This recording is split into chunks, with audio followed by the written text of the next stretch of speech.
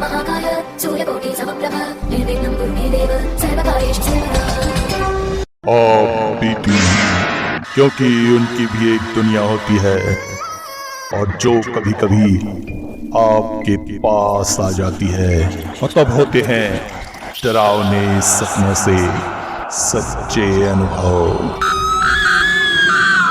Hello, नमस्कार, आदाब, सत श्री अकाल दोस्तों। बहुत दिनों बाद आप लोगों से मुखातिब हो रहा हूँ और आज की जो आप बीती है इसको मैंने कुछ सोच कर ही आप लोगों के साथ शेयर कर रहा हूँ, क्योंकि अब इसको एक तरह से हेलुसिनेशन कहूँ, कोई तंत्र क्रिया कहूँ या कोई वैज्ञानिक मेथड कहूँ, ये समझ में नहीं आ रहा है। मगर ये देखने में आ रहा है कि पिछले कुछ समय से ये बहुत तेज़ी से फैल रहा है और कोइंसिडेंटली रिया ने मुझे ये आप बीती भेजी है और जैसा उन्होंने लिखा है मैं उसे ही पढ़ रहा हूँ।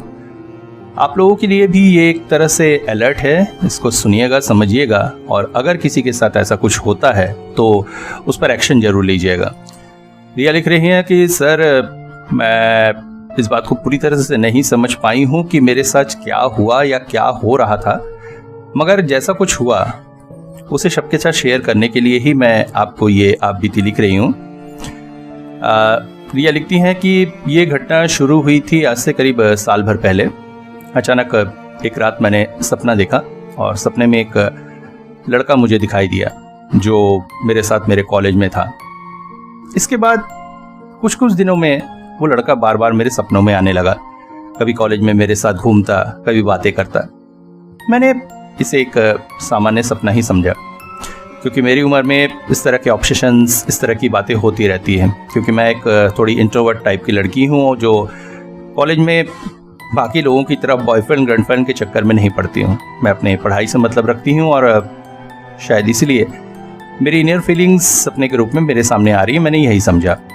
बट एक रात मैंने उस लड़के को फिर से सपने में देखा। इस बार मैं उसके साथ उसके गाँव गई थी।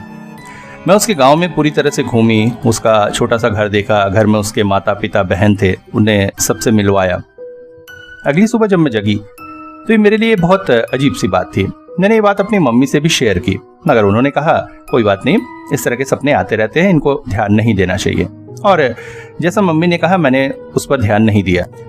बट धीरे धीरे उस बात को भी भूलने लगी। पर अब से 6 महीने पहले जो कुछ हुआ उसने मुझे बहुत चिंता में डाल दिया। मेरी एक सहेली है अनु, उसके बॉयफ्रेंड से ब्रेकअप हो गया था।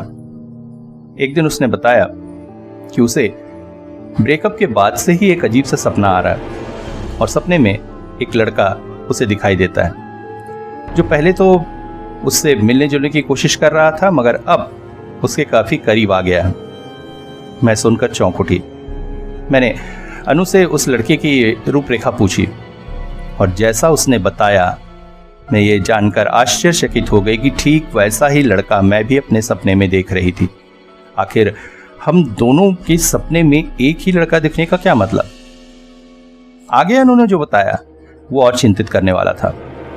लड़का उससे सपने में ही फिजिकली इंटीमेसी की कोशिश करता है। अनु ने उसे रोक दिया था, पर वो बार बार इस प्रयास को कर रहा था। हालांकि मेरे साथ ऐसा कुछ हुआ नहीं था, पर इसका क्या मतलब हो सकता है? मैं और अनु एक ही लड़के को सपने में देख रहे हैं। मैंने ये बात भी मम्मी से शेयर की। इस बार मम्मी भी थोड़ा चिंतित हुई। फिर मैंने इस विषय पर थोड़ा सा रिसर्च करने की सोची और इंटरनेट पर सर्च किया और आप विश्वास नहीं करेंगे, जो कुछ मुझे मिला वो बहुत ही डरावने वाला था। मैं यहाँ देश का नाम नहीं ले रही हूँ, मगर इंटरनेट पर आप लोग चाहें तो सर्च कर सकते हैं कि बहुत से देशों के लड़कियों के साथ ये घटनाएं हो रही हैं और एक खास देश में तो स्थिति बहुत बुरी है। ये किसी तरह का कोई तांत्रिक प्रयोग हो सकता है या फिर कोई वैज्ञानिक खोज हो सकती है, जिसमें आप किसी के सपने में जा सकते हैं और उसके मन में दबी इच्छाओं के साथ खिलवाड़ कर सकते हैं।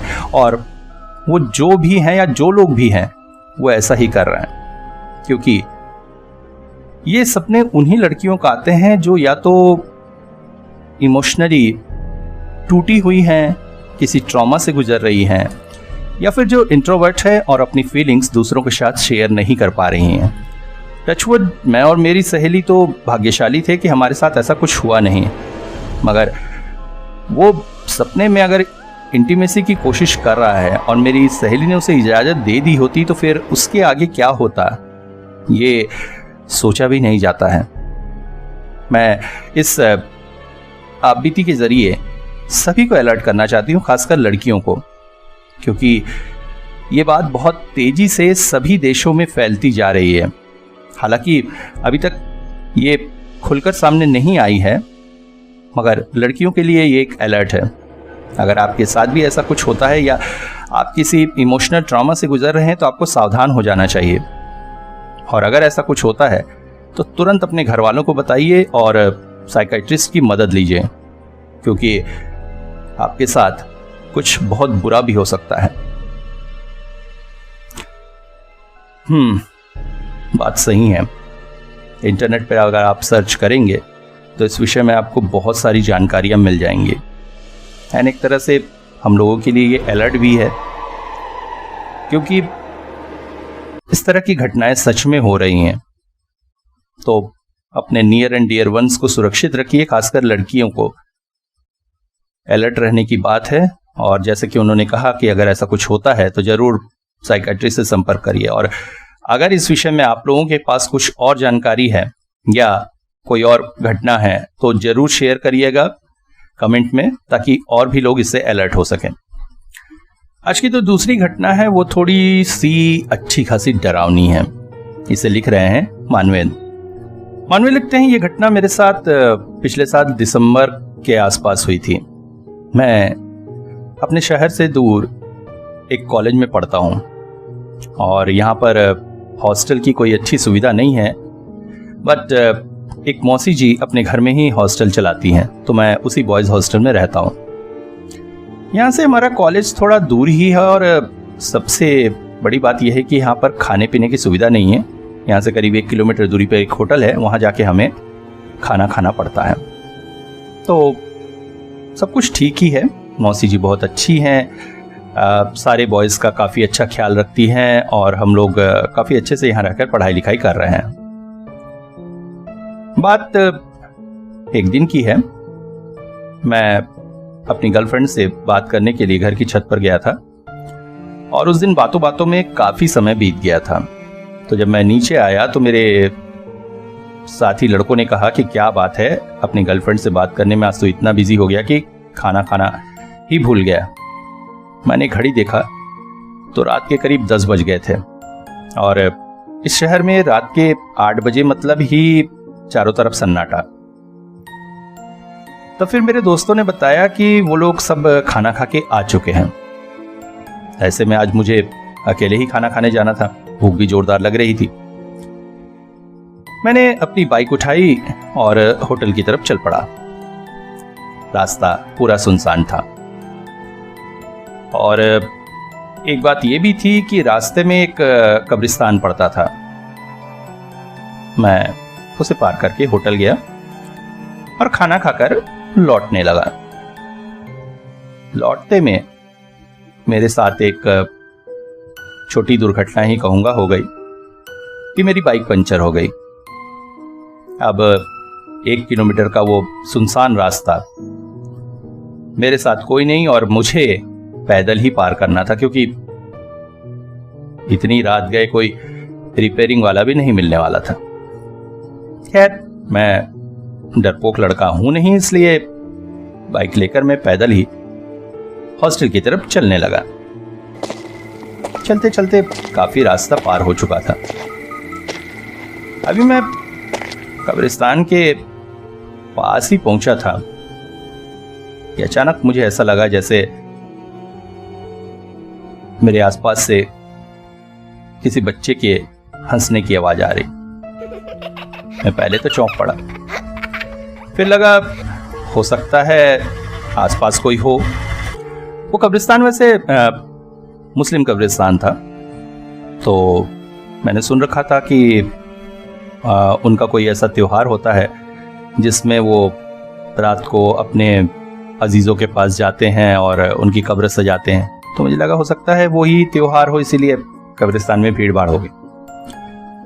तो मैं पैदल फिर आगे बढ़ने लगा, मगर फिर से वही हंसी की आवाज़ आई और अब की बार मेरी नज़र कब्रिस्तान के गेट की तरफ गई, जो कि बंद था। मतलब वहाँ कोई था नहीं।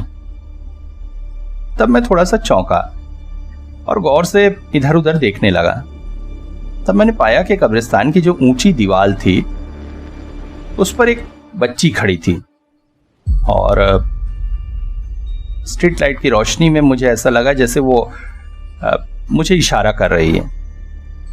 मैं चौंका और उसका इशारा कुछ ऐसा था जैसे किसी ने शायद जबरदस्ती उसे वहां पे चढ़ा दिया है और वो चाहती है कि मैं जाके उसे उतारूं। अब बच्चे को इस तरह से हरकत करते देखकर किसी का भी दिल पसीज जा सकता है, जो कि मेरे साथ हुआ। और मैं बाइक खड़ी करके उस तरफ जाने लगा। वहां पहुंचकर मैंने देखा, हाँ सच में एक बच्ची खड़ी और सच में शायद उसे किसी ने वहां ऊंचाई पर चढ़ा दिया और वो बेसब्री से उतरना चाहती है। और जैसे ही मैं थोड़ा और आगे गया, अचानक बच्ची का चेहरा बदलने लगा। उसके चेहरे की मासूमियत हैवानियत के रूप में बदल रही थी और तभी मेरे कानों में आई वो आवाज,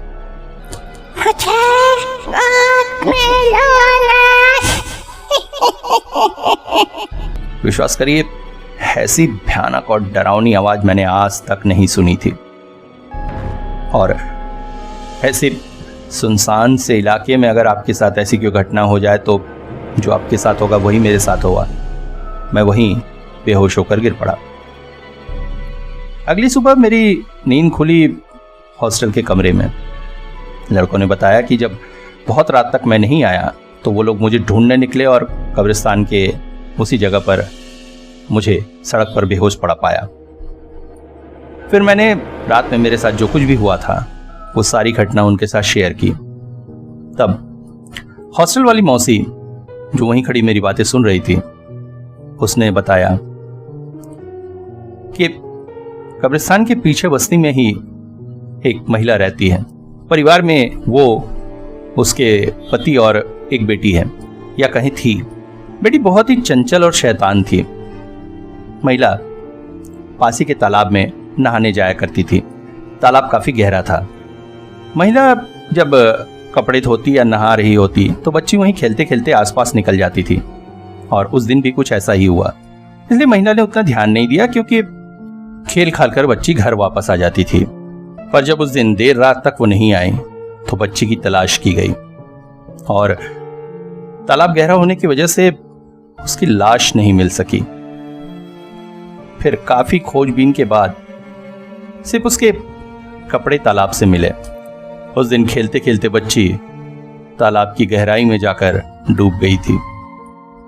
बहुत कोशिशों के बाद भी बच्ची की लाश नहीं मिली तो उसके कपड़ों को ही कब्रिस्तान में दफन कर दिया गया और तब से रातों को कई लोगों ने एक बच्ची को कब्रिस्तान में उसी तरह से घूमते देखा है जैसा मैंने देखा था।